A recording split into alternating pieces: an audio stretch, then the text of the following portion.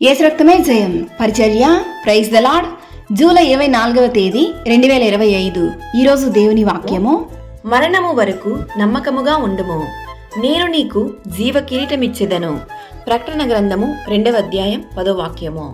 అవును క్రీస్తునందు ప్రియులారా, నీవు పొందబోవు శ్రమలకు భయపడకుము. ఇదిగో మీరు శోధింపబడినట్లు అపవాది మీలో కొందరిని చెరలో వేయింపబోచున్నాడు. ఆయనను మరణము వరకు నమ్మకముగా ఉండుము అని దేవుని వాక్యం సెలవిస్తుంది. తాను శోధింపబడి శ్రమ పొందెను గనుక శోధింపబడు వారికిని సహాయము చేయగలవాడై ఉన్నాడు.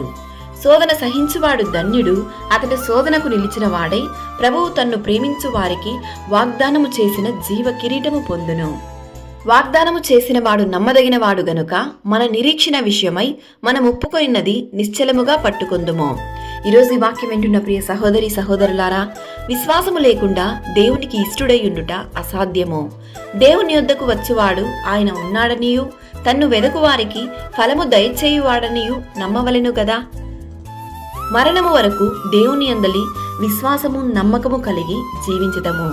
జీవ కిరీటమును పొందుకొనుటకు ప్రయాసపడుదాం. ప్రభు అయిన యేసుక్రీస్తు కృప మనందరికీ తోడయుండును గాక. ఆమేన్. God bless you.